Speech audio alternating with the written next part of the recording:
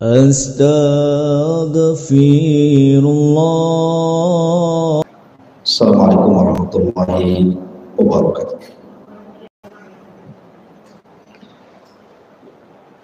Alhamdulillah wassalatu wassalamu ala Rasulillah wa ala alihi wa sahbihi wa mawala. Haula wa la quwwata illa billahi wa ba'd.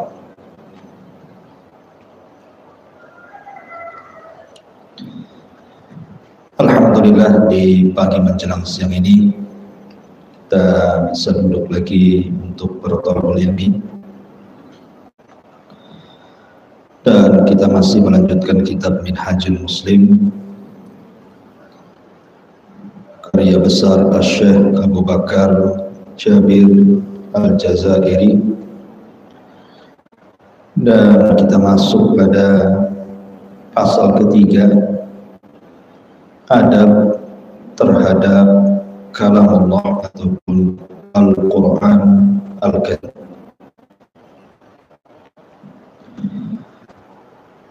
Ma'asyiral muslimat yang dimuliakan Allah Subhanahu wa taala, Al-Quran adalah mukjizat terbesar yang Allah Subhanahu wa taala anugerahkan kepada Nabi kita, yang tidak akan lekang dimakan zaman.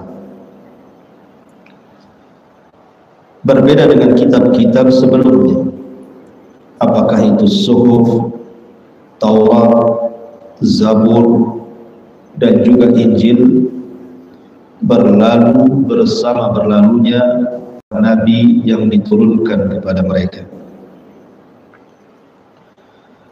Tetapi Al-Quran tidak.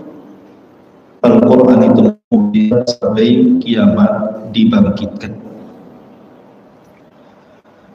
Bahkan Al-Quran itu akan senantiasa dibaca, bukan hanya di dunia, tetapi sampai kepada surga. Sebagaimana Allah Subhanahu wa taala berfirman dalam hadis qudsi kepada para pencinta Al-Quran di dunia, ketika mereka masuk ke dalam surga, maka Allah Subhanahu wa taala akan berfirman kepada mereka, Iqra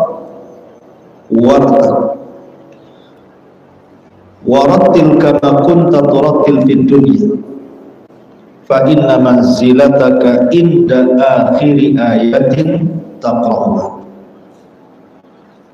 Baca Al-Quran dan naiklah, maksudnya terbanglah, cari derajatmu di surga. Kemudian tartilkan bacaan sebagaimana dulu kau di dunia mentartilkan bacaan Al-Quran, karena kedudukanmu dan derajat serta tingkatanmu di surga itu ditentukan dengan ayat yang kau baca di dunia. Dan ini menunjukkan kemuliaan Al-Quran, dibaca bukan hanya di dunia, tapi sampai ke surga masih dibaca. Ya, karena Al-Quran adalah mukjizat satu-satunya yang mendapatkan penjagaan Allah Subhanahu wa taala dan tidak diberikan kepada kitab-kitab sebelumnya. Kalau kitab-kitab sebelumnya mengalami perubahan, dimasukkan kalam manusia dan dicampur adukan dengan kalam Allah. Dan itu diisyaratkan di dalam Al-Quran sendiri, yuharrifunal kalimah mawadih. Mereka orang-orang Yahudi ataupun Nasrani mencampur adukan, memindah-mindahkan kalimat-kalimat Allah. Berbeda dengan Al-Quran, Allah Subhanahu wa taala berfirman, inna nahnu nazzalna dzikra wa inna lahu lahafidun. Kami yang menurunkan al-dzikra Al-Quran, kami pula yang menjaganya. Jadi Allah Subhanahu wa taala betul-betul menjaga keautentikan Al-Quran yang merupakan kalamnya. Sampai hari ini sejak Al-Quran itu dimushafkan, tidak ada satu pun ayat yang bergeser dari tempatnya. Bahkan para penghafal Al-Quran terjadi di mana-mana. Bahkan orang di luar Arab jauh lebih banyak yang menghafal Al-Quran dibandingkan orang Arab. Dan adanya juga banyak anak-anak yang jauh lebih banyak menghafal Quran, apalagi di zaman sekarang, dibandingkan orang tua. Menunjukkan bahwa Al-Quran itu betul-betul dijaga oleh Allah Subhanahu wa ta'ala, baik secara tulisan ataupun secara hafalan. Sehingga kalau ada satu huruf bergeser dalam Al-Quran akan ketahuan. Begitulah kehebatan Al-Quranul Karim dibandingkan kitab-kitab sebelumnya. Ma'asyiral muslimat yang dimuliakan Allah Subhanahu wa ta'ala, di zaman Nabi sallallahu alaihi wasallam, Nabi sallallahu alaihi wasallam bahkan Allah sendiri sangat memuliakan orang-orang yang mencintai Al-Quran. Suatu hari Nabi sallallahu alaihi wasallam pernah memanggil Ubay ibn Ka'ab radhiyallahu anhu. Kemudian kata Nabi sallallahu alaihi wasallam, "Ya Ubay, innallaha amarani an aqra'a 'alaika suratal bayyinah." Ya Ubay, Allah Subhanahu wa taala memerintahkan aku, kata Rasul, untuk membacakan kepadamu surah Al-Bayyinah, lam yakunil ladzina kafaru ila akhiril ayat. Tentu Ubay karena merasa dirinya bahwa tidak ada lebihan, tidak seperti Abu Bakar yang memang dilebihkan, manusia terbaik setelah umat ini, setelah Nabi sallallahu alaihi wasallam. Tidak seperti Abdurrahman ibn Auf, Utsman ibn Affan, atau sahabat-sahabat yang lain yang dilebihkan dengan sedekah dan infak. Tidak pula seperti Umar yang dilebihkan salatnya. Tidak seperti Khalid yang dilebihkan kepiawaian dalam jihadnya. Tiba-tiba kemudian Ubay ibn Ka'ab dipanggil Rasul dan dikatakan bahwa namamu disebut Allah. Bahkan Allah memerintahkan aku untuk membacakan kepadamu surah Al-Bayyinah. Satu-satunya sahabat yang disebut-sebut namanya di hadapan Allah, dan Allah perintahkan kepada Rasul untuk membacakan surat kepada sahabat ini, tidak ada kecuali Ubay ibn Ka'ab. Kenapa? Dia tidak dikenal dengan ibadah-ibadah yang lainnya seperti Abu Bakar, Umar dan yang lainnya. Tetapi Ubay punya kelebihan yang tidak dimiliki sahabat yang lainnya. Apa kelebihannya? Karena dia sangat mencintai Al-Quran. Pakarnya Quran. Makanya Nabi SAW merekomendasikan siapapun yang mengambil Quran, ambillah dari Ubay bin Ka'ab. Makanya di zaman Umar bin Khattab radhiyallahu anhu, Ubay itu dijadikan imam salat tarawih, memimpin para sahabat semuanya. Lihat bagaimana Allah Subhanahu wa taala sangat memuliakan para pencinta Quran. Sebagaimana Allah Subhanahu wa taala sangat memuliakan para pencinta Quran, Rasul pun sama. Rasul paling hafal kepada sahabat-sahabatnya yang punya kelebihan dalam Quran.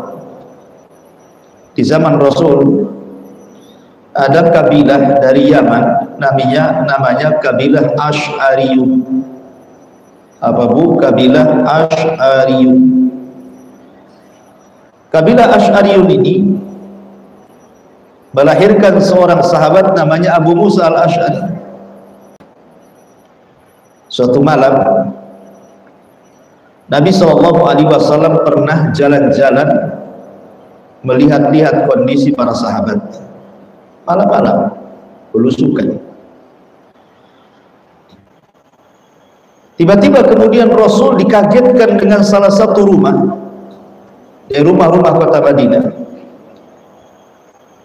Keluar satu suara Al-Quran yang indah. Semuanya dari rumah-rumah orang Ansar itu keluar suara Al-Quran. Hampir semua rumah, karena di zaman itu tidak ada satu rumah apalagi di malam hari kecuali membaca Al-Quran. Tapi Nabi SAW takjub dengan satu rumah yang suara Al-Qurannya sangat indah saat dia membacanya. Jadi Nabi SAW akhirnya kemudian tertegun di samping rumah yang membacanya itu, sampai tidak sadar waktu terus berjalan dan mendekati waktu subuh. Saking keasikan Rasul mendengar sampai lupa waktu. Ketika kemudian sudah mendekati waktu subuh, Nabi SAW bergegas kemudian pulang karena harus mengimami salat subuh. Selepas salat subuh, maka Nabi SAW memanggil sahabat yang semalam didengar suaranya oleh Nabi saat membaca Quran. Rupanya sahabat itu adalah Abu Musa Al-Ash'ari radhiyallahu anhu. Maka Nabi SAW menceritakan kepada Abu Musa Al-Ash'ari, "Ya Aba Musa, semalam aku mendengar suara indah Al-Quran." Kata Abu Musa Al-Ash'ari, "Betul kau mendengarkan wahai Rasul?" "Iya, aku mendengar suaramu saat kau baca Quran." Maka kata Abu Musa Al-Ash'ari, "Ya Rasulullah, kalau aku tahu engkau mendengarkan suaraku semalam saat membaca Quran, sungguh aku akan mengindahkan kembali bacaanku." Lihat, Nabi SAW akhirnya kemudian mengatakan kepada Abu Musa Al-Ash'ari, memuji Abi Musa dan mengatakan, "Ya Aba Musa, wahai Aba Musa, Allah sudah memberikan kepadamu mizmar min mazamiri ali Daud, sebuah lantunan bacaan Quran seperti suara lantunan bacaan Zabur ketika Daud dan keluarganya membaca kitab Zabur." Ketika Nabi SAW menyamakan suara Abu Musa dengan suara Nabi Daud, suara Nabi Daud ini dikenal dalam sirah itu memiliki suara yang sangat indah. Nabi Daud itu punya 70 suara. Dia kalau tarannum dengan Zabur, maka dia bisa mengeluarkan suara saat membaca Zabur itu dengan 70 suara. Itu Nabi Daud. Di mana satu suara ke suara berikutnya akan jauh lebih indah. Kemudian dari suara berikutnya ke berikutnya lagi maka jauh lebih indah lagi, dan begitu seterusnya. Itu Nabi Daud kalau baca Zabur. Sampai saking indahnya, burung-burung datang dari mana-mana hanya ingin ikut berkicau bersama langgamnya Nabi Daud saat membaca Zabur. Ikut berkicau burung-burung itu.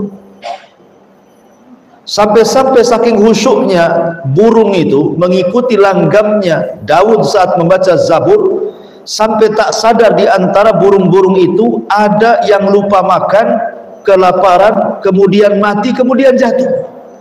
Saking khusyuknya, Bu. Coba bayangkan, saking khusyuknya dia lupa makan, lapar, mati, jatuh. Bisa terjadi kan? Sama lah dengan anak-anak kalau main PlayStation itu kan, Bu. Dari pagi sampai malam nggak makan, nggak peduli tuh. Karena khusyuk kan itu. Sehingga ketika burung-burung itu sangat khusyuknya mengikuti langgam Daud ketika membaca Zabur, tiba-tiba gunung cemburu. Kemudian gunung mengatakan kepada Ya Rab, izinkan aku Ya Rab ikut berkicau juga seperti burung untuk mengikuti langgamnya Zaburnya Daud. Akhirnya Allah mengizinkan gunung untuk ikut bersuara. Bayangkan tuh suara gunung kayak apa, Bu? Gedung aja ya kan. Jadi suara gunung itu akhirnya menggelegar sehingga akhirnya menjadi bising. Akhirnya suara Daud pun mengecil, suara burung meninggi, suara gunung lebih tinggi lagi.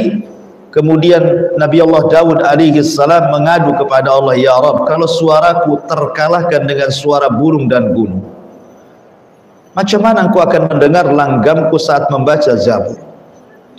Mengadu dia. Karena Allah mengatakan dalam Al-Quran, ya jibal awwibi wa ma'ahu wa tayr. Wahai gunung, silakan engkau mengikuti suaranya Zabur dan juga bersama burung-burung. Allah katakan dalam Quran seperti itu. Akhirnya kemudian Allah mengutus Jibril untuk menemui Daud. Dalam kisah Israiliyat, akhirnya kemudian Daud diajak ke sebuah tempat oleh Jibril, kemudian masuk ke dasar sumur yang sangat dalam, entah berapa kedalamannya, menembus bumi berlapis-lapis, sampai akhirnya kemudian berada di bawah bumi yang entah berantah saking dalamnya. Kemudian tiba-tiba Jibril mengambil batu kecil, kemudian dibelah. Rupanya di balik batu itu, setelah dibelah, ada seekor ulat.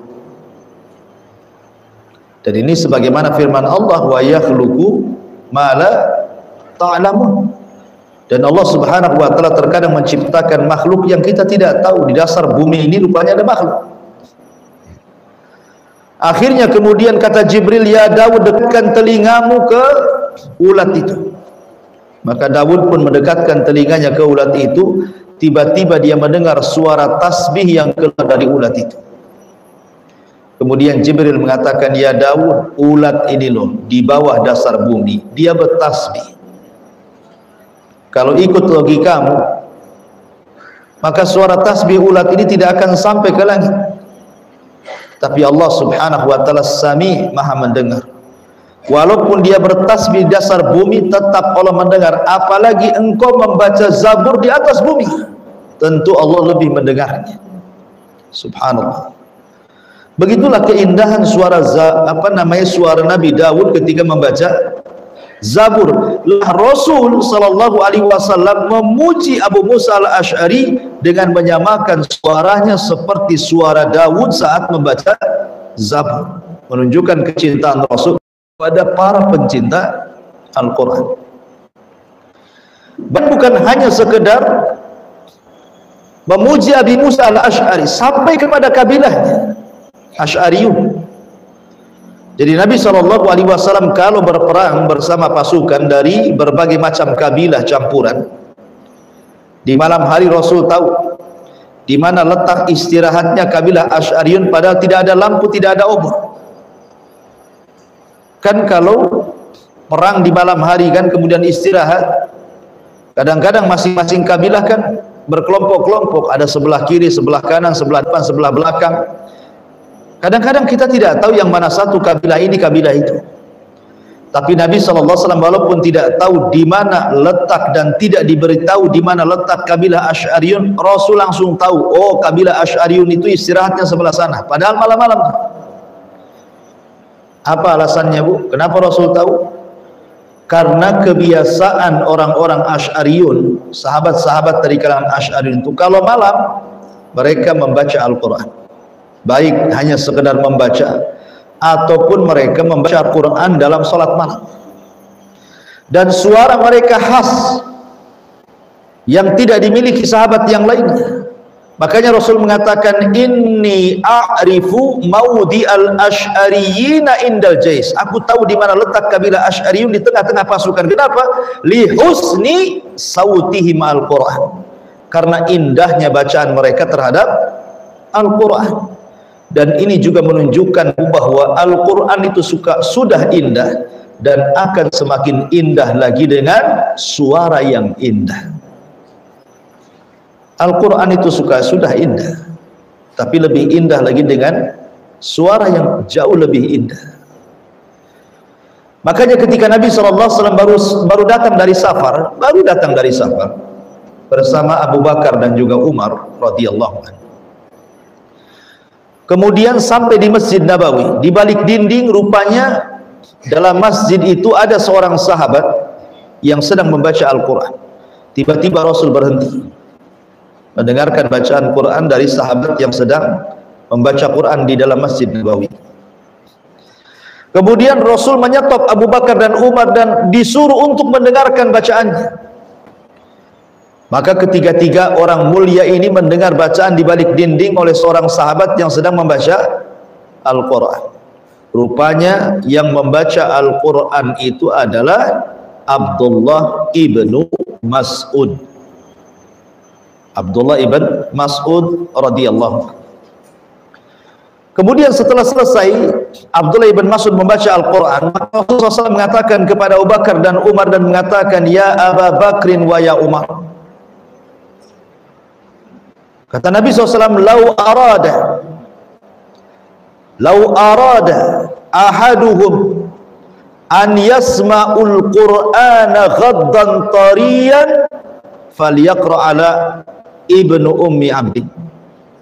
Kata Nabi SAW, barang siapa yang ingin mendengar salah seorang dari mereka atau dari kalian bagaimana Al-Quran diturunkan Jibril kepada, maka silahkan minta dibacakan Al-Quran kepada Ibnu Ummi Abdin. Maksudnya Ibnu Ummi Abdin ini kunyah daripada Abdullah ibn Mas'ud. Lihat, Nabi SAW mensejajarkan suara Abdullah ibn Mas'ud Ibnu Ummi Abdin ini dengan suara malaikat Jibril. Jadi Nabi SAW selalu tertarik dengan orang-orang yang cinta dengan Quran, dengan orang-orang yang suka membaca Quran, apalagi memiliki indah suara bacaan Al-Quran.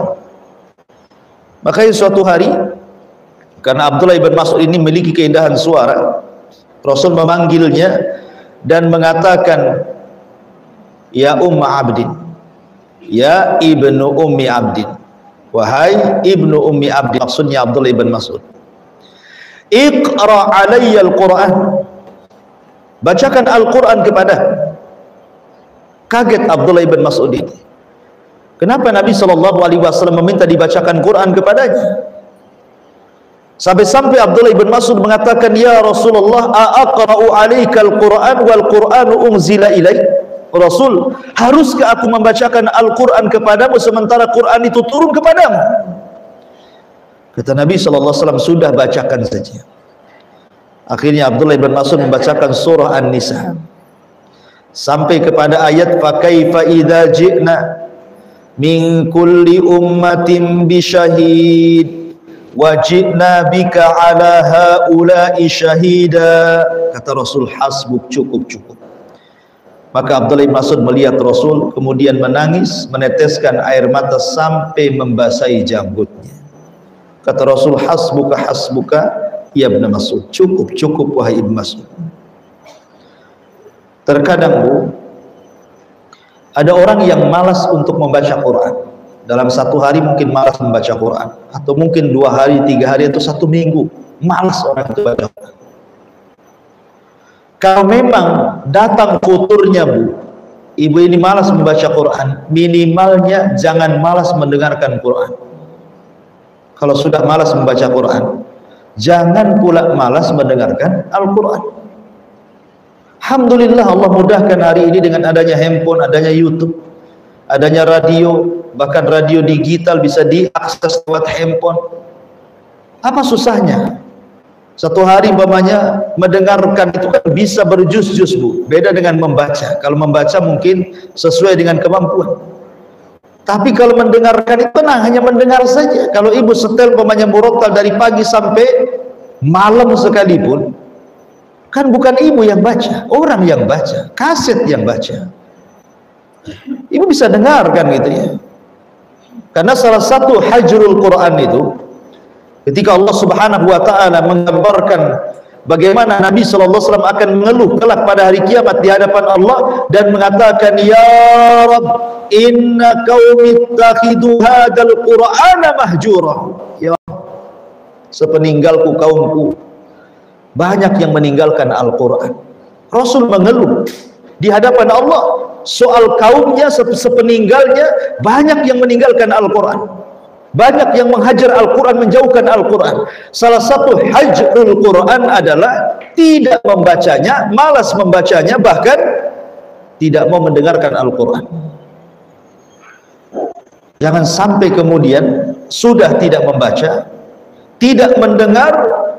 Kata Hudzaifah ibnul Yaman, nanti pada hari kiamat, mendekati kiamat, dalam satu malam Al-Quran itu akan diangkat secara hafalan dan tulisan.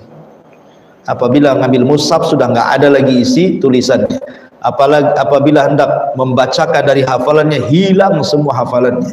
Dalam satu malam akan diangkat Al-Quran nanti di akhir zaman. Wallahu a'lam kapan. Apakah kita nunggu Al-Quran diangkat baru kita sibuk membaca Quran sementara Quran sudah tidak ada, sibuk menghadirkan hafalan sementara hafalan sudah lenyap? Enggak begitu, ya. Ma'asyiral muslimat yang dimuliakan Allah Azza wa Jalla. Maka di sini pengarang ingin menjelaskan kepada kita tentang pentingnya seseorang itu memperhatikan Al-Quran dan juga dengan Al-Quran. Baik, kita masuk pada dalil yang diletakkan mu'alif rahimahullah ta'ala.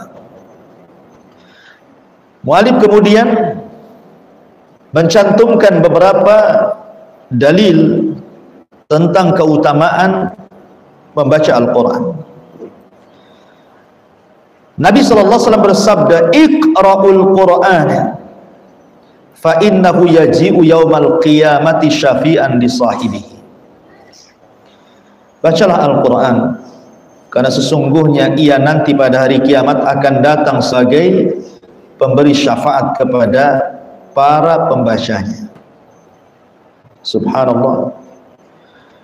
Allah Subhanahu wa ta'ala berfirman, "Yauma la yanfa'u malun wala banun illa man atallaha biqalbin salim." Pada hari kiamat itu, ibu di dunia banyak anaknya sukses-sukses, tidak akan ada gunanya. Atau ibu di dunia banyak hartanya, ketika ibu di akhirat nggak ada gunanya. Ma'aghna anniya halaka anni sultaniya. Duhai kiranya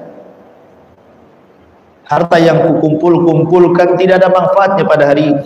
Duhai kiranya jabatan dan kepemimpinan pun yang dibanggakan tidak ada faedahnya pada hari ini. Di akhirat banyak perkara-perkara di dunia yang lenyap. Yang bisa menyelamatkan hanyalah orang yang datang kepada Allah dengan membawa hati yang selamat. Yang bisa menyelamatkan adalah amalannya dan juga syafaat. Satu syafaat yang akan menyelamatkan adalah bacaan Al-Quran. Jadi Al-Quran itu yang akan menyelamatkan para pembacanya nanti pada hari kiamat. Kemudian juga Rasul mengatakan, "Khairukum man ta'allama al-Qur'ana wa 'allamah." Sebaik-baik kalian adalah orang yang mempelajari Al-Quran dan juga mengajarkan. Kita tahu bahwa Al-Quran turunkan Allah Subhanahu wa ta'ala lewat siapa? Malaikat Jibril.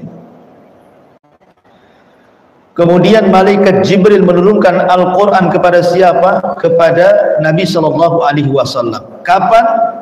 Di bulan Ramadan. Lebih tepatnya di malam Lailatul Qadar. Untuk apa Al-Quran diturunkan kepada Rasul? Untuk disampaikan kepada umatnya sebagai hidayah dan petunjuk. Lihat silsilah turunnya Quran. Ketika Jibril diperintahkan Allah untuk menurunkan Al-Quran, maka Jibril menjadi Sayyidul Malaikat, sebaik-baiknya malaikat, bahkan pemimpinnya para malaikat. Ketika Al-Quran turun kepada Nabi SAW, maka Rasul menjadi Sayyidul Anbiya'i wal Mursalin, pemimpinnya para Nabi dan Rasul, bahkan sebaik-baik manusia di kolong langit. Ketika Al-Quran turun di bulan Ramadan, maka Ramadan menjadi sebaik-baik bulan dari 12 bulan yang Allah turunkan kepada manusia. Ketika Al-Quran turun di malam Lailatul Qadar, maka Lailatul Qadar menjadi malam terbaik dari malam setahun. Al-Quran mengangkat segalanya, mengangkat Jibril, mengangkat Rasul, mengangkat bulan, mengangkat hari. Coba ibu perhatikan hadis ini. Khairukum man 'allama al-Qur'ana wa 'allama. Kalau Al-Quran mengangkat derajat Jibril, mengangkat derajat Rasul, mengangkat derajat bulan, mengangkat derajat malam, bagaimana kalau Quran itu bersarang di dada-dada ibu? Bagaimana Al-Quran itu kalau terletak di dada-dada ibu? Bagaimana kalau Al-Quran itu menjadi kecintaan ibu? Bagaimana kalau Al-Quran itu menjadi prioritas ibu? Maka Rasul mengatakan khairukum man ta'allama al-Qur'ana wa 'allama. Maka ibu akan menjadi manusia terbaik yang ada di kolong langit ini. Karena Rasul yang mengatakan sebaik-baik kalian adalah orang yang mempelajari Al-Quran dan mengajarkannya. Karena Quran mengangkat derajat siapapun yang mencintainya. Bahkan di zaman Rasul, di zaman Umar bin Khattab, Amirul Mukminin radhiyallahu anhu, wali Mekah atau gubernur Mekah itu pernah safar ke Madinah, karena ketika itu pusat kekuasaan di kota Madinah, ibu kotanya. Berjumpa pula kemudian di sebuah tempat wali Mekah ini, gubernur Mekah ini dengan Amirul Mukminin, pemimpinnya kaum mukminin Umar bin Khattab radhiyallahu anhu. Jadi Umar radhiyallahu anhu ketika itu bertanya, engkau meninggalkan Mekah, siapa yang menggantikan posisimu di Mekah? Kau ini pemimpin Mekah, kau tinggalkan Mekah, nanti kacau Mekah. Siapa yang menggantikan posisimu di Mekah? Maka wali Makkah ini mengatakan, ada wahai Amirul Mukminin orang yang bernama Abdurrahman ibnu Abzah. Abdurrahman ibnu Abzah. Umar gak kenal. Subhanallah. Wakil gubernur Amirul Mukminin tidak kenal. Padahal dia di Madinah. Sementara ini wali Mekah. Ya. Jadi Umar bin Khattab bertanya, siapa Abdurrahman ibn Abzah? Aku gak kenal. Maka kata wali Mekah ini mengatakan, ya Amirul Mukminin, tentu saja kau tidak kenal. Dia dulu bekas budakku, lalu ku merdekakan dia, lalu ku jadikan dia wakilku di sana. Kata Umar bin Khattab, apa tidak ada orang merdeka? Kenapa kau jadikan mantan budak jadi wakil gubernur? Maka wali Mekah mengatakan, ya Amirul Mukminin, kenapa aku jadikan dia wakilku? Innahu alimun li kitabillah wa alimun bi faraidillah wa idza qada bi amrin fa innahu adil. Ya Amirul Mukminin, Abdurrahman ibn Abzah walaupun mantan budak, tapi dia yang paling pakar di Mekah tentang Al-Quran, pakar tentang faraid, dan dia dikenal keadilannya saat memberikan hukum. Ya, karena Al-Quran di dadanya. Kalau Al-Quran di dadanya, maka dia akan mampu untuk mengadili manusia dengan seadil-adilnya. Karena tidak ada lagi hukum yang lebih adil dibandingkan Al-Quran. Wajar dia bisa berhukum dengan hukum keadilan karena Quran di dadanya, dan dia pakar Al-Quran. Maksud pakar di zaman itu bukan hanya hafal saja, paham juga dengan tafsirnya, paham dengan maknanya, paham dengan kehendak-kehendak Allah Subhanahu wa Ta'ala dalamnya. Kemudian Umar pun menggeleng-geleng kepalanya dan mengatakan, subhanallah, sadaqa Rasulullah sallallahu alaihi wasallam, katanya, sungguh benar ucapan Rasul, kata Umar, innallaha yarfa'u bihadzal kitaba aqwaman wa yada'ul akharin. Innallaha yarfa'u bihadzal kitaba aqwaman wa yada'ul akhirin atau akharin. Sesungguhnya Allah terkadang mengangkat sebuah kaum dengan Al-Quran dan merendahkan sebuah kaum juga dengan Quran. Innallaha yarfa'illahu alladhina amanu minkum walladzina utul ilma darajat. Allah mengangkat derajat orang-orang yang beriman di antara kalian dan mengangkat orang-orang yang berilmu di antara kalian. Allah angkat derajat Abdurrahman ibn Abza karena kepakarannya dalam Al-Quran. Itulah makna khairukum man ta'allama Al-Quran wa 'allama. Sebaik-baik kalian adalah orang yang mempelajari Al-Quran dan mengajarkannya. Kemudian Rasul mengatakan ahlul Quran ahlullah wa khasatuh. Ahli-ahli Al-Quran adalah orang-orang yang dekat dengan Allah dan orang-orang yang menjadi kepercayaannya. Subhanallah. Rupanya Allah punya keluarga dan punya orang-orang yang sangat dekat dengannya. Dalam sebuah riwayat, innallaha la yasma'. Innallaha asma' adhanan. Innallaha asma'u adhanan ilal Quran.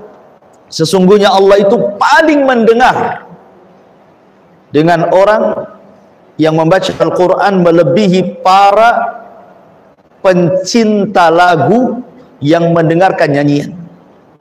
Allah itu sungguh lebih mendengar orang-orang yang membaca Al-Quran dibandingkan para pencinta musik dengan musiknya. Ya.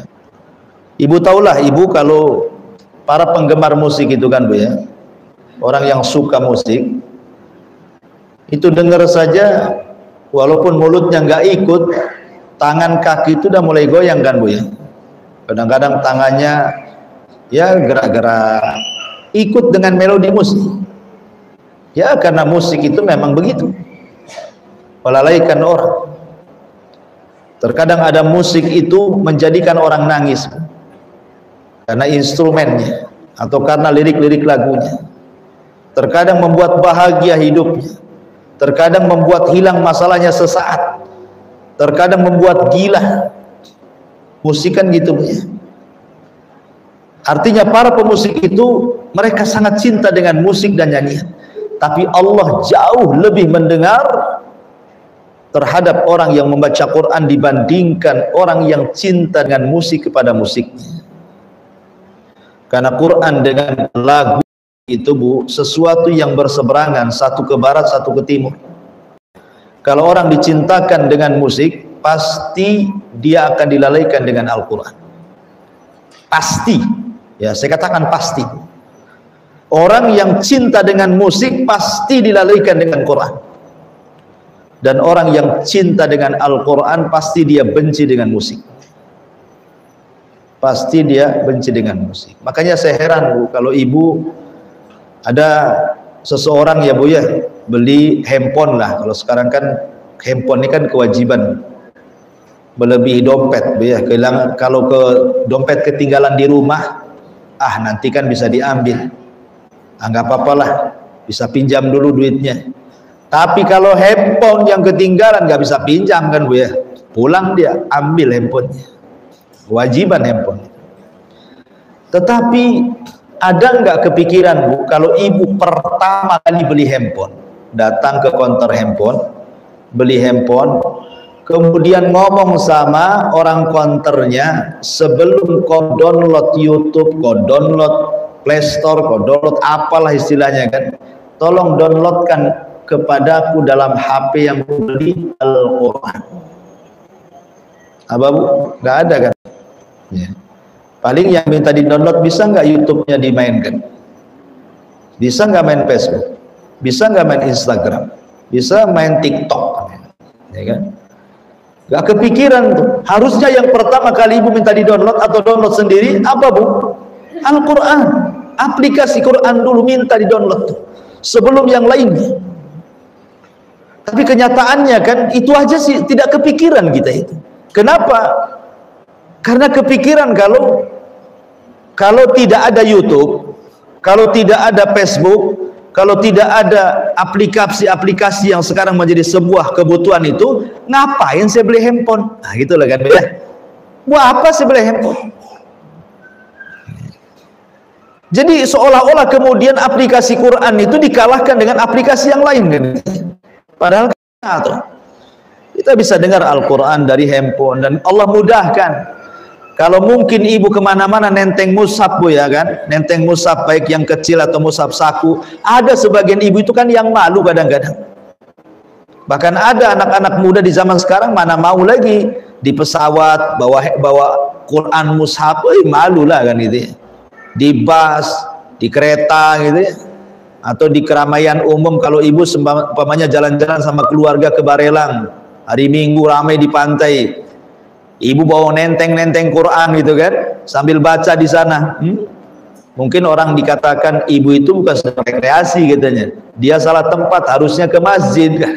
Mungkin digituin mungkin sama orang tuh. Tetapi kan sekarang sudah tidak harus nenteng mushaf, Bu.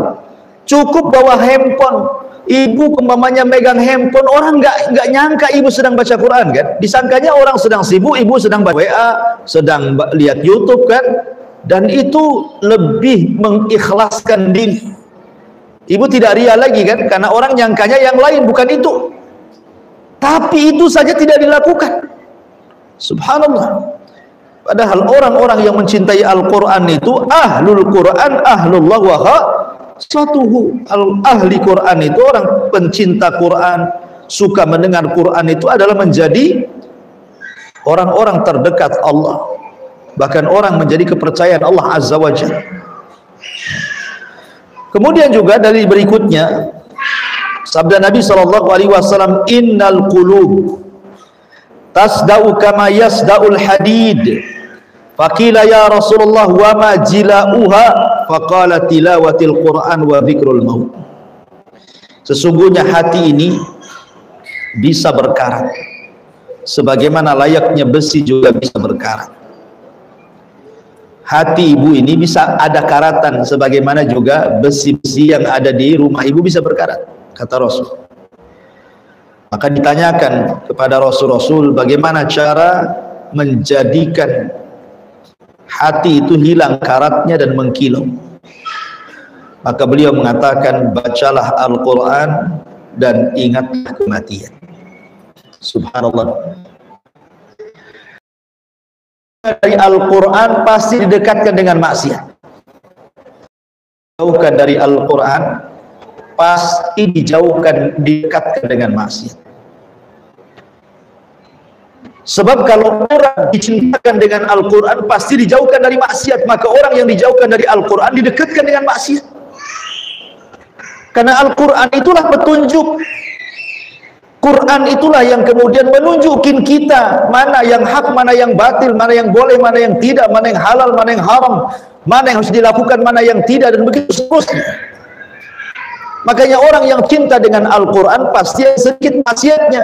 Kalau yang benci tidak baca Quran, tidak dengar Al-Quran, Al-Quran hanya disimpan di lemari, dibukanya mungkin sewaktu-waktu saja nunggu Ramadan, maka kesibukan yang harusnya dia membaca Quran pasti dia akan menyibukkan dengan membicarakan orang, gibah orang, terkadang ngomong hal-hal yang tidak ada faedah dan tidak ada manfaatnya kan, Bu? Ya. Makanya kenapa kemudian ketika orang dijauhkan dari Al-Quran, didekatkan dengan maksiat, maksiat itulah yang menjadikan karatnya hati. Kata Rasul, kalau orang melakukan satu maksiat, diletakkan satu titik hitam di hatinya. 2 kali maksiat, 2 kali titik hitam. 3 kali maksiat, 3 titik hitam. 100 maksiat, 100 titik hitam. 1000 maksiat, 1000 titik hitam. Akhirnya hati pun berkarat penuh dengan titik hitam. Rasul mengatakan, ditanya Rasul bagaimana cara membersihkannya supaya karat-karat itu hilang, supaya menjadi bening hatinya. Maka Rasul mengatakan, baca Quran, ingat kematian. Baca Quran, ingat kematian. Itulah yang akan menghilangkan karat hati. Ma'asyiral muslimat yang dimuliakan Allah Azza wa Jalla. Kemudian pengarang melanjutkan, suatu ketika salah seorang musuh bebuyutan datang kepada Nabi Sallallahu Alaihi Wasallam. Hai Muhammad, bacakanlah kepadaku Al-Quran. Kemudian Nabi SAW membaca, Innallaha ya'muru bil adli wal ihsan wa ita'i dzil qurba wa yanha 'anil fahsya'i wal munkar. Sesungguhnya Allah memerintahkan kamu berlaku adil berbuat kebaikan, memberi kepada kerabat dekat, melarang perbuatan keji dan mungkar, dan juga melarang permusuhan. Tiba-tiba belum selesai Rasul membacanya, musuh tersebut meminta beliau mengulang bacaannya karena kagum akan keagungan lafaz-lafaznya, kesucian makna-maknanya, terpesona dengan kejelasannya, karena tertarik dengan kekuatan pengaruhnya. Belumlah dia meninggalkan tempat kecuali dia mengakui dan menyatakan kesaksiannya atas kemahasucian kalam Allah dan keagungannya.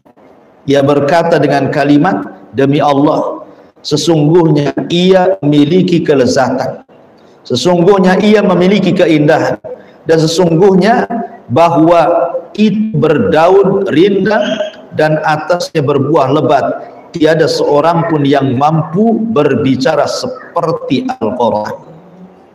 Kisah ini yang mu'allif pengarang adalah kisah seorang musuh Nabi namanya Al-Walid ibn Mughirah. Jadi ada musuh Nabi itu namanya Al-Walid ibn Mughirah yang diturunkan kepadanya surah Al-Mudaththir secara sempurna. Darni wa man khalaqtu wahida wa ja'altu lahu malam mamduda wa banina syuhuda ila akhiril ayat, sampai kepada kalimat sa'uslihi saqar, saya akan masukkan ia ke neraka saqar. Ayat ini turun kepada siapa, Bu? Kepada Al-Walid ibn Mughirah. Jadi ada orang namanya Al-Walid ibn Mughirah. Saking kayanya Al-Walid ibn Mughirah ini, kekayaannya terbentang dari Mekah sampai ke Taif, kaya raya. Tidak ada orang paling kaya di Mekah kecuali Al-Walid ibn Mughirah. Bahkan dialah yang mengkiswah Ka'bah setiap 2 tahun sekali. Tahun pertama orang-orang Quraisy rame-rame patungan untuk mengkiswah Ka'bah. Kemudian tahun kedua dia sendirian. Dia tidak rame-rame dengan orang-orang Quraisy yang lainnya karena dia banyak duitnya. Dia sanggup sendirian mengkiswah Ka'bah setiap 2 tahun sekali. Itulah Al-Walid ibn Mughirah. Makanya dia ditokohkan di tengah-tengah kafir Quraisy dan punya pengaruh. Jadi suatu ketika Al-Walid ibn Mughirah ini diutus oleh Abu Jahal dan juga para pembesar Quraisy untuk berdialog dengan Nabi. Tanazul, dikerasi Nabi tidak bisa, diancam tidak bisa. Cobalah dengan cara dialog. Diutuslah Al-Walid ibn Mughirah karena memang tokoh besar, berpengaruh gitu ya, untuk mendatangi Nabi SAW dan berdialog dengannya. Ada masalah apa gitu ya? Apa yang dikehendaki Nabi itu sebenarnya? Maka setelah berjumpa dengan Rasul, Al-Walid ibn Mughirah mengatakan, ya Muhammad, tujuan kamu berdakwah itu apa? Kalau memang ingin kaya, kami akan kumpulkan kekayaan penduduk Mekah, kami berikan kepadamu dan engkau menjadi orang terkaya di kota Mekah. Kalau engkau ingin menjadi pemimpin, kami sepakat, kami akan jadikan kau pemimpin kami. Asal berhentilah dari dakwah.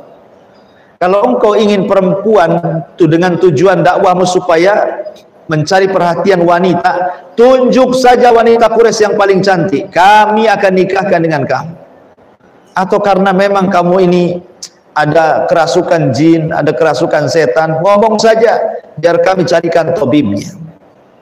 Maka Rasul hanya bisa diam saja, tidak menjawab, sampai ketika terus Al-Walid ngomong tidak berhenti. Ketika sudah selesai, kata Rasul, ya Walid, bisakah kau gantian kita bicara? Maka kata Walid, silahkan. Maka Rasul mengatakan, karena engkau sudah banyak bicara, giliran aku bicara.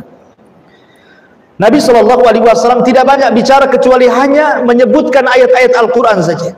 Dia bacakan ayat-ayat Al-Quran di hadapan Al-Walid. Salah satu ayat yang dibacanya adalah surat An-Nahl ayat 90 ini.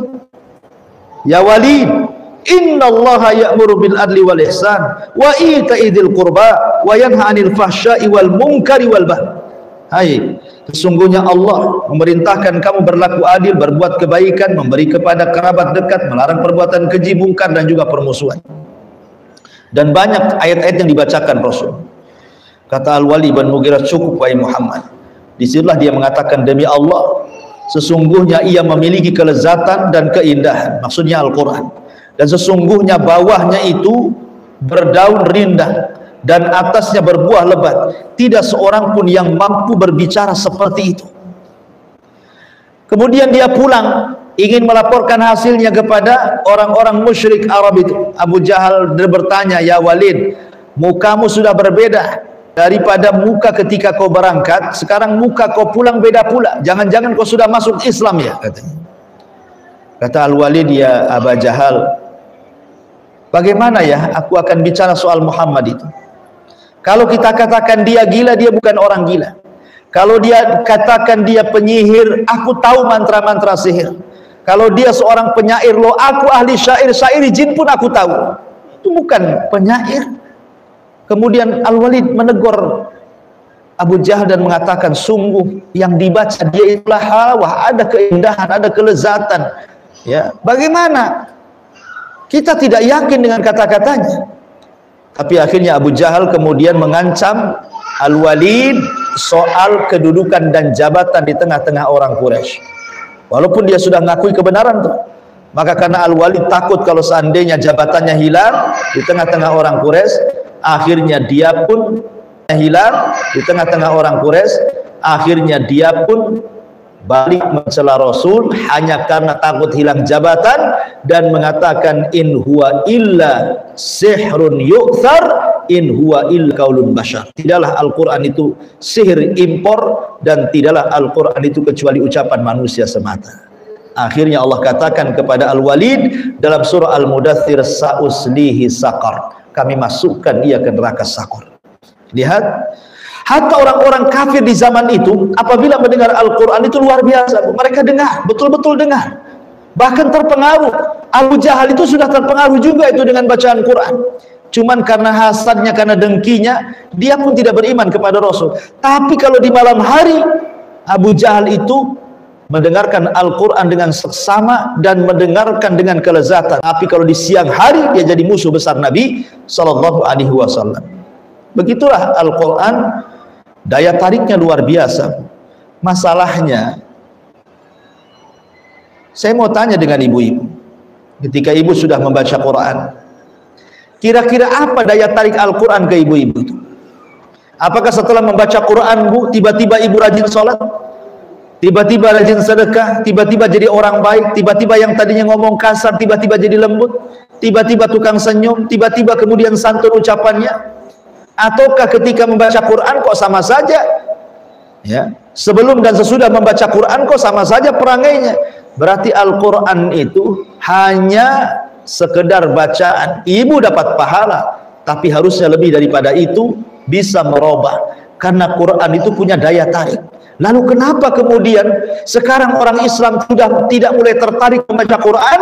Maka sekali lagi, karena sudah banyak maksiat di hatinya, makanya tidak tertarik dengan bacaan Quran. Baik, secara ringkas saya baca adab-adabnya di sini.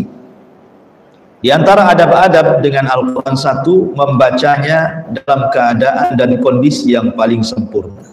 Maksudnya suci dari hadas besar, hadas kecil, menghadap kiblat, duduk dengan sopan dan penuh tenang. Ya, jadi baca Quran itu hargai Al-Quran. Kemudian yang kedua, membacanya dengan tartil, perlahan, gak usah cepat-cepat, dan tidak tergesa-gesa. Tidak membaca dengan menghatamkan dalam waktu kurang dari 3 malam. Karena Rasul yang mengatakan, man qara'al Qur'ana fi aqal min 3 layalin lam yafqahu. Barang siapa yang membaca Al-Quran kurang dari 3 malam, maka yakin dia tidak akan mampu memahami makna-maknanya. Ya. Kemudian yang nomor 3, khusyuk ketika membaca Quran. Makanya kalau baca Quran, ya hilangkan, kalau bisa handphone jauhkan. Kalau dari handphone, ya dari aplikasi handphone, maka jangan digubris. Kalau ada orang WA, kalau ada orang status masuk, jangan dilihat, karena itu godaan baca Quran pakai WA tuh, pakai handphone itu biasanya, Bu ya. Ibu baru baca 1 ayat, kemudian ada orang WA, kemudian ayat yang keduanya itu baca WA, kan gitu, Bu ya. Nanti baca ayat lagi, dibalas lagi, ayat keempatnya baca WA. Ini kan mencampur adukan ayat dengan balas WA, Bu ya. Jadi harus khusyuk. Nah, biarin saja, ibu punya target, saya 10 menit baca Quran. Dalam 10 menit mau masuk WA, mau masuk apa, nggak peduli saya. Pokoknya saya selesaikan dulu dengan tartib. Kemudian yang nomor 4, membaguskan suara ketika membacanya. Ya, membaguskan, Bu. Jangan asal-asalan baca Quran itu. Penyanyi saja, penyanyi lah urusan dunia. Kalau suaranya jelek, nggak akan laku, nggak akan viral. Ya viral jeleknya saja. Dan itu ya, sebentar aja dia viralnya. Tapi nggak akan dipakai. Itu nyanyi, ya kan? Yang jelas-jelas perkara-perkara yang sama sekali tidak mendatangkan manfaat. Apalagi dengan baca Quran. Makanya saya katakan Quran itu sudah indah, lebih indah dengan bacaannya. Kalau dia punya suara indah, maka akan memperindah lagi Al-Quran yang sudah indah. Karena Rasul mengatakan, laisa minna ma lam yataghanna bil Quran. Bukanlah termasuk golongan kami orang yang tidak melagukan Al-Quran. Kemudian yang nomor 5, menyembunyikan bacaannya. Jika khawatir timbul riya atau sum'ah, jadi kalau ibu baca Al-Quran gitu ya, umpamanya di masjid atau mungkin pakai handphone, ya ibu gerendam-gerendam sajalah, didengar ibu sendiri kan. Kalau takut umpamanya kalau dikeraskan nanti disangka saya riya. Alhamdulillah Allah mudahkan ya. Kemudian yang nomor 6, membacanya dengan merenungkan dan memikirkan, disertai rasa pengagungan kepada Al-Quran, menghadirkan rahasia yang terkandung. Ya kalau bisa bukan hanya belajar membaca saja, tapi juga kalau bisa juga hadirlah di majelis-majelis tafsir Quran atau beli tafsir Quran baca. Jangan sampai sudah ibu usianya mungkin ada yang 40 tahun, mungkin ada yang 50 tahun ya Bu ya, tidak paham makna somad dalam qul huwallahu ahad Allahus samad. Ditanya apa somad, tidak tahu. Ya itu ustadz katanya. Bukan ya. Jadi maknanya apa somad itu?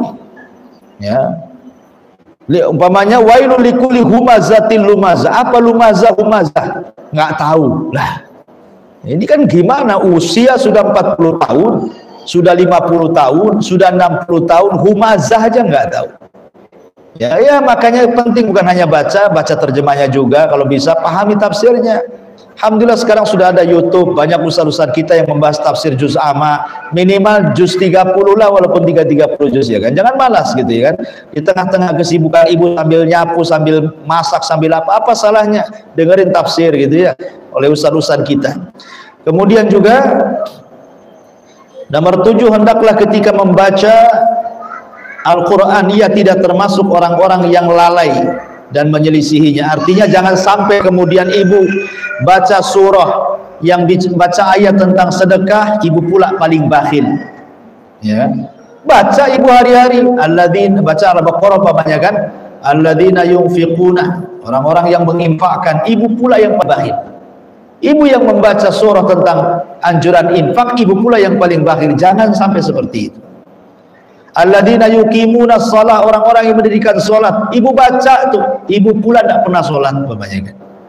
Wa yutuna zakah, melaksanakan zakat, bakhil pula tidak mau zakat. Jangan sampai kemudian kita melabrak Al-Quran. Karena itu dari ulama mengatakan termasuk hajrul Quran ya, menghajar Al-Quran, meninggalkan Quran, salah satunya menabrak Al-Quran, tidak yakin dengan hukum-hukumnya, bahwa hukum di luar Quran lebih baik dibandingkan hukum Quran. Nah ini lebih bahaya lagi.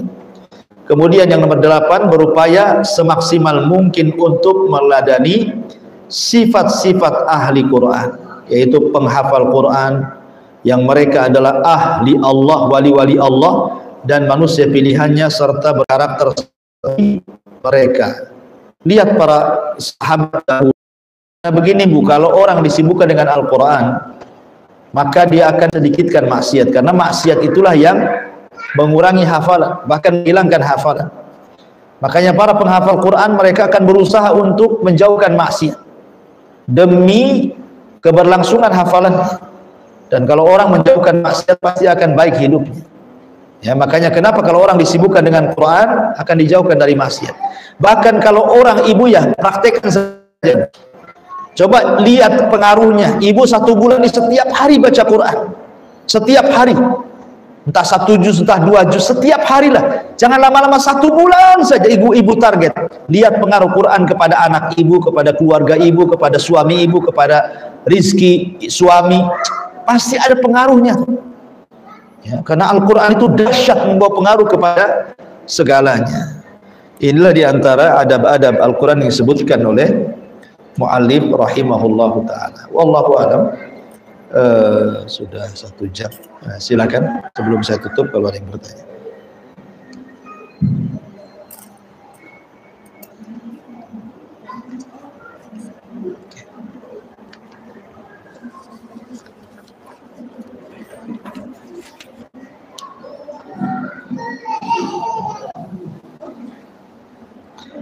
Ya, di sini ada beberapa soalan. Bismillah. Mana yang utama, membaca Al-Quran dengan keras atau dengan pelan bagi perempuan di rumah? Syukran, ana sulit mengaji dengan pelan. Iya, kalau di rumah nggak apa-apa, bukan kenceng-kenceng. Kan yang dengar suami dan juga anak-anak. Suara ibu kan nggak kedengaran keluar, kecuali ibu memang beli sound system gitu kan. Ngaji di rumah ada kamar pakai sound system, tetangga dengar, ya lain ceritanya. Ibu lagi ngapain, lagi ria atau apa kan. Jadi kalau mengeraskan ya bagus, mengeraskan. Kadang-kadang orang yang mengeraskan suara itu ada semangat, ya kan Bu ya. Kadang-kadang dikeraskan suara itu agak semangat, tapi sekali lagi didengar orang-orang yang ada hubungan mahram dengan ibu. Kalau di rumah nggak apa-apa ya. Tapi kalau sampai kemudian kedengaran keluar ke tetangga, ya dipelankan lah. Cukup ibu saja yang dengar dan keluarga ibu di situ. Dan kalau lama-lama capek juga Bu kalau keras kan, pasti nanti lama-lama pelan sendiri tuh udah capek itu. Artinya bahwa nggak masalah, ini kan perkara-perkara yang tidak ada hukumnya, ya. Artinya mau dipelankan, mau dikeraskan, tidak ada hukumnya. Bahkan sholat malam sendiri boleh dikeraskan, bacaannya kalau ibu sedang tahajud, boleh juga tidak dikeraskan kan. Tapi ya tadi karena suara perempuan kan aurat, maka cukup yang mendengar keluarga saja, jangan sampai ke tetangga gitu. Ya lebih baik mana, pelan atau keras? Ya bisa keras lebih baik, bisa pelan lebih baik, tengok kondisi ya, tengok kondisi. Kalau di keramaian orang, ibu lagi jalan-jalan ke Barelang, duduk-duduk di pantai, ibu ambil handphone, di situ sedang baca Quran, ya dengan pelan-pelan, orang nggak tahu kalau ibu sedang baca Quran kan lebih baik dibandingkan keras-keras, nanti orang nengok semua kan itu. Jadi lihat kondisi, terkadang pelan lebih baik, terkadang keras lebih baik. Kemudian bismillah, Ustadz minta terangkan tafsir surah yang berbunyi fawailun lil musallin. Iya, secara singkat fawailun lil musallin, wailun di situ adalah sebuah nama di Jahannam. Ada sebuah lembah di neraka Jahannam itu yang sangat dalam, yang sangat busuk, yang sangat gelap gitu ya. Lah itu disebut wail. Disebut wail. Jadi wadin fi jahannam syadidul dhulmi syadidul qa'ri syadidul natan. Jadi sebuah lembah di neraka Jahannam yang sangat dalam, yang sangat gelap, yang sangat busuk itu disebut wail. Ya, satu nama neraka dalam neraka Jahannam. Lil musallin, bagi orang yang melaksanakan sholat. Kenapa orang yang sholat dianggap celaka? Ya, jangan titik sampai di sini Bu ya. Kalau ibu baca, umpamanya lagi sholat, fawailun lil musallin, Allahu Akbar, bahaya Bu ya. Nanti orang-orang yang sholat senang, orang-orang yang nggak sholat senang deh ya. Celaka bagi orang-orang yang sholat, Allahu Akbar. Seorang yang sholat celaka. Jangan titik sampai di sini kemudian ruku, tapi lanjutkan fawailul lil musallin alladzina hum an salatihim sahun alladzina hum yura'un wa yamna'unal ma'un. Allahu Akbar. Itu baru benar ya, supaya tahu tafsirnya. Karena ini kan ditafsirkan ayat setelahnya, celaka bagi orang-orang yang sholat. Siapa yang celaka itu? Orang-orang yang sholat itu orang-orang yang malas saat melaksanakan sholat. Malas ini artinya sebagian ulama mengatakan takhirus sholat an mawaqitiha, mengakhir-akhirkan salat di luar, mengakhir-akhirkan salat tepat waktu. Zuhur 5:30, kebanyakan asar 5:30, maghrib 7:30 gitu ya, isya pula 6:30. Nah, itu mengakhir-akhirkan. Ataupun malas dalam melaksanakan sholat, tidak memperhatikan rukunnya, tidak memperhatikan wajibnya gitu kan, sehingga asal-asalan gerakannya. Nah, itu juga termasuk sahur. Dan begitu seterusnya. Ya, kalau dijelaskan secara rinci yang ngaji lagi tafsir surah Al-Ma'un. Baik. Kemudian pertanyaan berikutnya, Ustadz, ana sering baca Quran lewat HP, sedangkan di rumah ada Al-Quran mushaf. Bagaimana itu, Ustadz? Apakah boleh? Boleh, tidak ada bedanya. Tidak ada bedanya mushaf dengan Al-Quran. Tidak ada bedanya baca Quran lewat aplikasi HP dengan baca Quran lewat mushaf Al-Quran. Ya, cuman satu bedanya lewat kertas, satu bedanya lewat HP. Tapi kalau seandainya Bu, dengan membaca Quran lewat HP menjadikan madarat ibu, nanti di tengah-tengah baca tahu-tahu ting tong, nah kan, nanti masuk pula HP orang, atau tahu-tahu status, akhirnya kan dalam hati itu ghazul fikir, perang pikiran tuh, dibaca nggak, akhirnya jadi kurang khusyuk ya kan. Nah, kalau memang ada hal-hal yang bisa kemudian menjadikan tidak khusyuk baca Quran, sebaiknya pakai mushaf saja. Sebaiknya pakai mushaf kalau di rumah ya. Kecuali kalau di luar rumah, nah, kan Allah mudahkan lewat HP kan. Kalau di rumah nggak usah nenteng-nenteng Quran kan, bisa nenteng-nenteng HP, ada aplikasi Qurannya di situ. Ya lihat di kondisinya. Kalau memang dengan Quran lebih menjaga, lebih khusyuk, dengan mushaf saja lebih baik. Wallahu a'lam. Tetapi hukumnya ya boleh-boleh saja, boleh dua-duanya. Intinya kan isinya sama gitu. Kemudian, afwan Ustadz, bolehkah kita mengizinkan anak perempuan kita kuliah di luar Batam padahal tidak ada mahramnya? Iya. Allah mengatakan, bolehkah seorang wanita belajar di luar kota dan itu ada masalah safar ya, berarti harus safar dulu, berarti kalau safar ada mahram. Boleh. Ya, boleh dengan catatan ada syaratnya, bukan boleh mutlak tidak.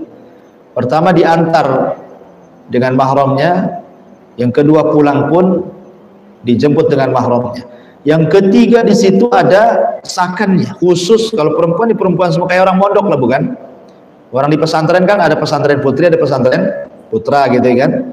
Ketika dimasukkan ke pesantren putri kan dia nggak keluar dari situ dan hanya bergaul sesama jenis mereka saja, wanita, dan dia tidak mungkin gabung dengan yang putra juga. Nah, kalau seperti ini tidak salah. Ya, tapi kalau kemudian di kuliah di luar, kemudian dia ngekos, kemudian kita tidak bisa mengkontrol, apalagi anak perempuan kan, kita tidak bisa mengontrol dia, gimana caranya mengontrolnya, 24 jam dikontrol, bagaimana caranya kan? Ya, maka itu kebanyakan kan ketika itu yang terjadi, kita lihat banyak yang rusak. Tujuannya kuliah tetapi jadi rusak. Walaupun ya tidak semua, tapi kan umumnya seperti itu. Dia akan banyak melakukan maksiat. Ya, minimalnya diganggu orang. Ya, ikhtilat, halwat, pacaran dan begitu seterusnya kan. Wallahu a'lam. Kalau sesuai dengan syarat tidak apa-apa. Taib. Kemudian Ustadz di medsos FB TV, Roja TV sering di share kajian Ustadz apa ini? Ustadz non muslim dengan tujuan memperlihatkan kesesatannya. Apakah termasuk ghibah saat kita share postingan tersebut?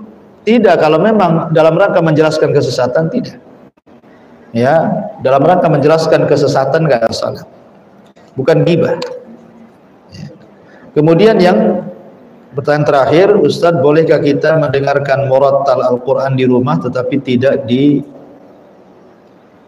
sama artinya, mendengarkan tapi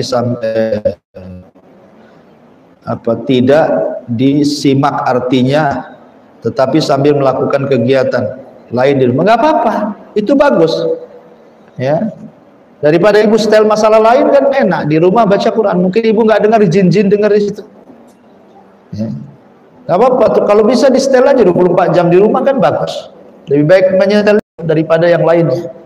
Ya, tapi jangan mendengarkan, jangan mengandalkan itu saja ya, sekali-kali baca juga kan itu. Jangan asik mendengar saja tapi membaca malas gitu ya. Karena yang paling penting itu membacanya. Membacanya itu lebih penting. Ya, mendengar itu kan kalau malas atau mungkin terkadang membaca kurang tergugah, dengan mendengar akhirnya lebih tergugah karena terkadang suara syekh itu lebih indah, lebih merdu, lebih meresap gitu ya. Kadang kita bisa nangis dan begitu seterusnya. Tapi bagaimanapun membaca sendiri jauh lebih baik. Karena satu huruf ibu baca itu 10 pahala ibu dapat. Ustaz, mohon nasihatnya untuk kami yang sudah berumur tapi masih berusaha memperbaiki bacaan Al-Quran, apalagi hafalan masih sangat sedikit. Iya Bu, belajar Al-Quran itu tidak melihat usia. Ibu belum telat. Karena Rasul mengatakan, Al-mahiru bil Quran ma'a safaratil kiramil barar. Orang yang mahir membaca Quran bersama para malaikat yang safar ke sana kemari. Tetapi walladhi yatata'u fi wa huwa syaq lahu ajran. Kalau ibu baru belajar terus memperbaiki bacaan sehingga terkadang benar terkadang salah, tapi ada keinginan memperbaiki, maka ibu dapat 2 pahala. Pahala tertatih-tatihnya, kesungguhannya membaca Quran, ya kan? Dan pahala bacaan. Ya, bacaannya ibu tetap dianggap pahala, tertatih-tatih ke, makanya dapat 2 pahala. Terus saja belajar. Bagi Allah. Tujuan kita hidup ini ibadah. Walaupun ibu umpamanya harus 10 tahun kok nggak lancar juga, tapi terus dengan belajar itu pahala semua. Kan tujuan kita akan cari pahala. Selain cari ilmu, intinya cari pahala. Kalaupun 10 tahun umpamanya Allah takdirkan belum cerdas, belum pandai juga, nggak apa-apa, tapi kan udah berusaha setiap hari. Itu dicatat pahala 2 setiap hurufnya kan, lumayan. Ya kan? Makanya setiap hurufnya 10 pahala, dan ibu sendiri dapat 2 pahala dalam berusaha untuk membacanya. Luar biasa. Ya. Wallahu alam, saya kira cukup ya. Iya. Iya.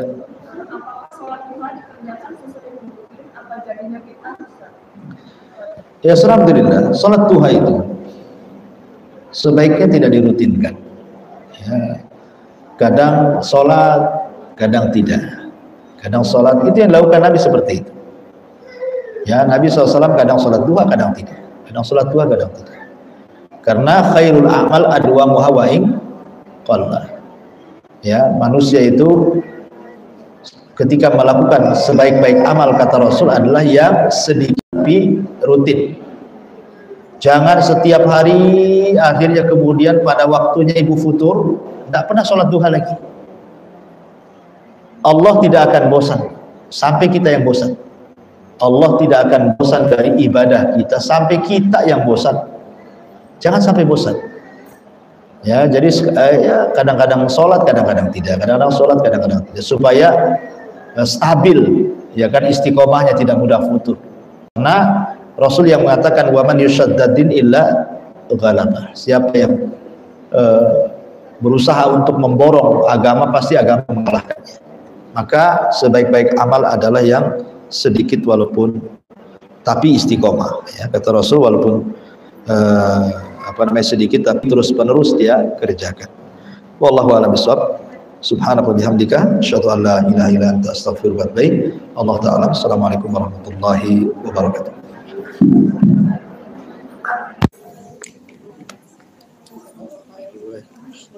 Yang terakhir tadi itu berlaku untuk sholat duha aja atau semua sholat sunnah? Misalnya kalau qobliyah subuh kita kalau ketinggalan kan kayak gelo gitu loh. Yang mana? Kayak qobliyah subuh itu kan sunnah. Qobliyah subuh beda. Oh beda. Jadi beda. Kalau qobliyah subuh itu orang yang sering melakukannya, dia boleh mengqadha. Mengqadhanya kapan? Ya di awal waktu duha. Qadhanya itu setelah terbit matahari, ya pas waktu syuruk. Nah, itulah qadhanya 2 rakaat fajar. Salat sunnah itu ada 3 tingkatan. Iya. Tapi kalau duha, kalau itu